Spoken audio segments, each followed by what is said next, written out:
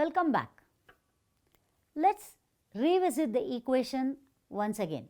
Assets are equal to liability plus equity. But what are assets? Everything I spend is an expense to me. How is it an asset? That's a good and interesting observation. Assets are something that gives us future benefits. When you talk about expense are something for which you have already received the benefits. We have in the balance sheet assets because assets are used to generate future revenues or are used in the production process and so on, and they are resources that gives us future economic benefits. For example, a company buys an equipment. Can we treat this equipment as an expense? Answer is no. The company uses the equipment for producing goods. This equipment will be used, let's say, for a period of 5 years or 10 years and so on. The equipment is going to give the company future benefits because it's going to use this equipment for producing goods. Hence, it will be treated as asset. For individuals, whatever we buy are not assets because some of them do not give us future benefits. Yeah, they may give you future benefits in terms of entertainment and stuff like that, but really not giving you any future cash flow. So, for individuals it may be expense, but when it is related to business, anything that gives future benefits are treated as assets. Let me now elaborate liability. Liabilities are amounts that are owed to the outsiders. They are obligations of the business and they arise from past events. For example, when you take a loan from the bank. A bank loan or a borrowing results in a liability to the business. When you discharge this liability, there will be an outflow of resource through payment. Liabilities also include those amounts that you owe to outsiders, but it may not be in the form of cash or settled in the form of cash, but may be settled by rendering services. So, to conclude, liabilities are amounts owed to the outsiders, and when you settle it, it may be settled in the form of cash or by paying off or by rendering services. The third part of the equation relates to equity. Equity is the amount that has been contributed by the shareholders in the form of capital to the business. But I'm not able to find the income and expenses in this equation. Very good observation, Clever. Income and expenses are generally captured in the income statement, but they are indirectly part and parcel of the balance sheet because ultimately income and expenses result in profit or loss, and the question we will ask is, whom does this profit or loss belong to? The answer is, it belongs to the shareholders or equity holders. So, the equity part of the equation now consists of two parts. One, the amount contributed by the shareholders or stockholders or equity holders as we call them, and the second part of this equation is that of the retained earnings. We can further split the retained earnings into two parts because retained earnings is nothing but the residual of income or revenue minus the expenses. So, just to recap once again, we have the equation assets equal to liability plus equity, and equity is again broken into two parts. One contributed by the stockholders and the other is the profit or loss or the net income of the business which is reinvested into the business. Retained earnings is again broken into two parts, which is income or revenue minus the expenses. Let us now go into detail of what do we mean by revenue. Revenue are amounts that increases equity that results from selling of goods or providing of services to the customers. Revenue may or may not be in cash. We will look at this part a little later in module 3. Expenses are those that are incurred to earn the revenue. For example, A company may incur expenses such as salary, rent, electricity expense and so on. All these are costs that are related to the revenue that is being earned by the business. The net result, like I said, is the profit or loss. Let us now take the transaction of Raj's Cafe and see how to use the accounting equation to develop Raj's balance sheet and thereby his income statement and the cash flow statement. Let's list out all the transactions of Raj's Cafe. So, I urge you, all of you, to take a deep breath and then look at the transactions one by one. Let's start with the first transaction and read out all the transaction of Raj's business as it has been recorded. Raj started his business with $10,000 into his new business called Raj Cafe. He paid a deposit of $1,000 in cash. He purchased a few assets such as oven, coffee brewer and other equipment for $5,000 by paying cash.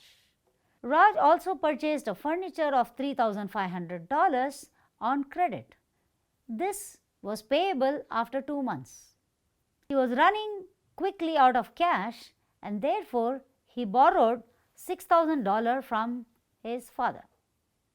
With this, he started his operations. He purchased inventory of $6,000 consisting of cakes and other items during the month. So, we looked at all the evidences and we summated them and came to an amount of $6,000.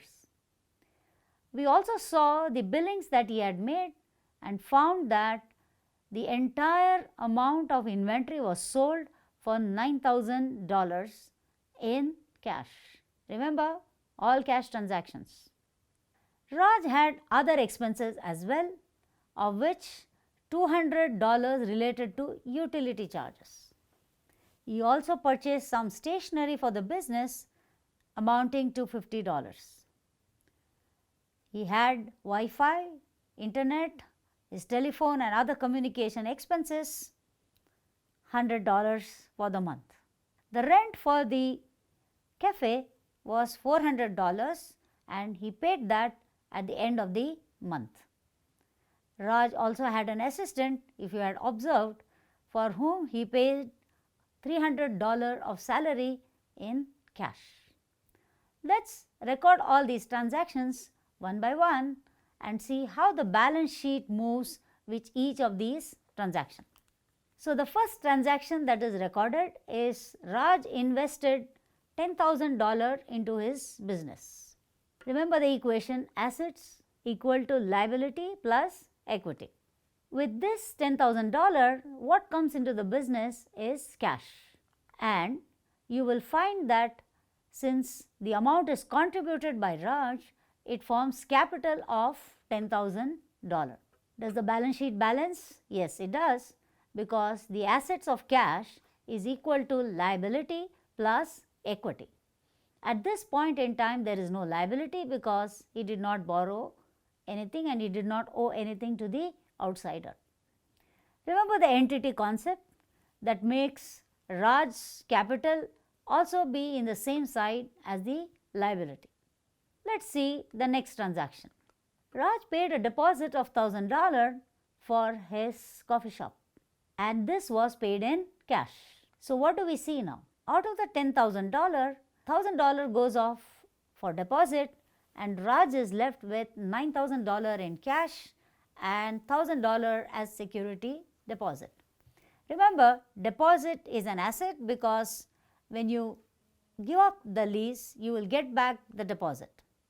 So, this totals the asset side to $10,000, but the Raj capital still remains intact. Let's move to the third transaction. Raj purchased certain equipment such as oven, coffee brewer and others for $5,000 and paid cash. This $5,000 gets reduced from cash and now Raj has $4,000 cash. And what comes into the books are assets in the form of various equipments and you have $5,000 worth of equipment. Total assets $10,000, with Raj's capital $10,000.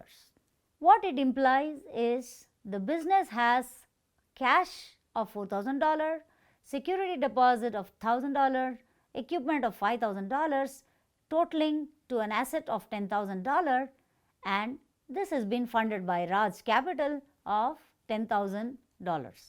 Let's look at the next transaction. Raj purchased furniture worth $3,500 and this time it's on credit. That means Raj owes outsiders $3,500, hence we establish a liability of $3,500.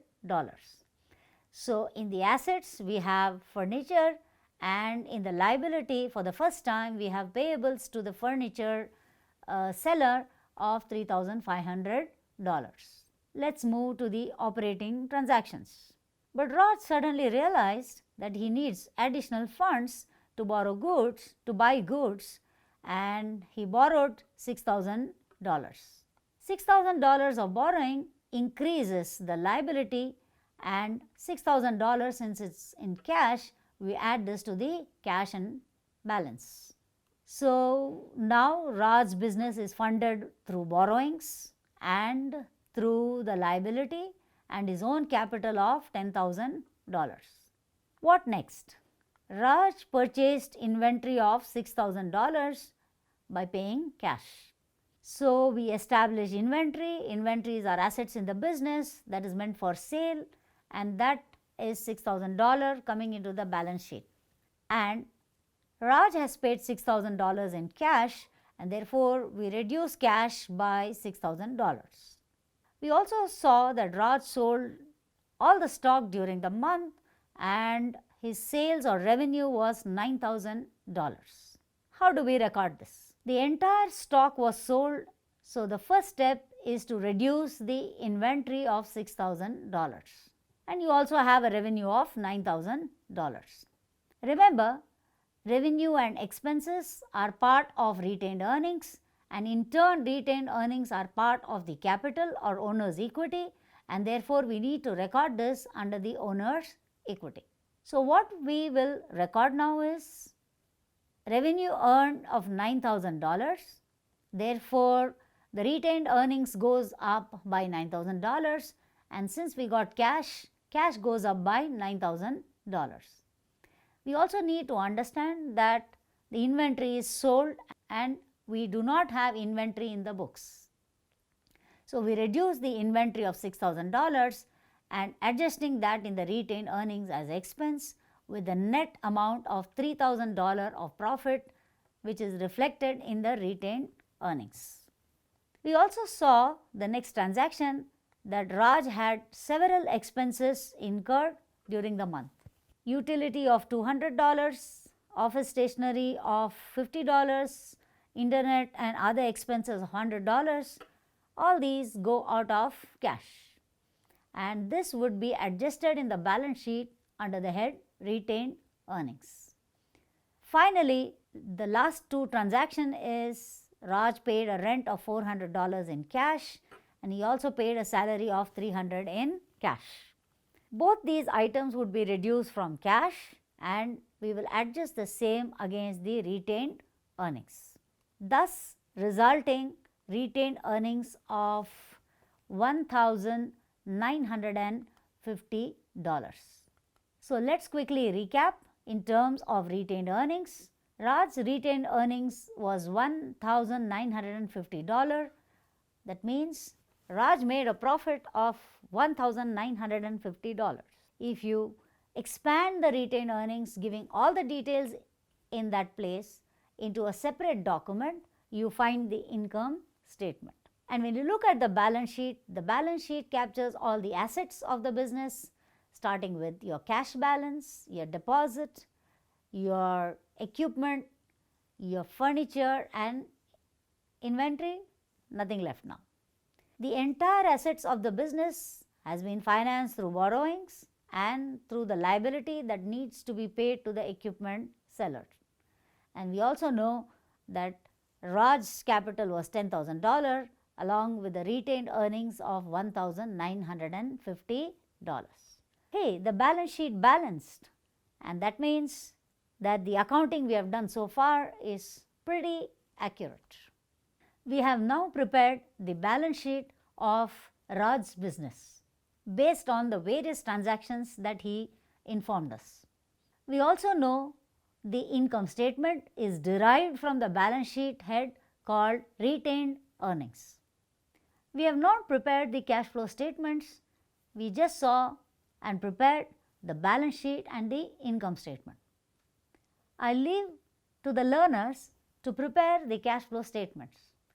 As you know, cash flow statements deal with the cash inflows and the cash outflows. So prepare on your own the cash flow statement of Raj's business based on the various transactions. And you need not worry because the final cash balance is already there with you in the balance sheet. With this, we will do a quick recap of what we have done so far.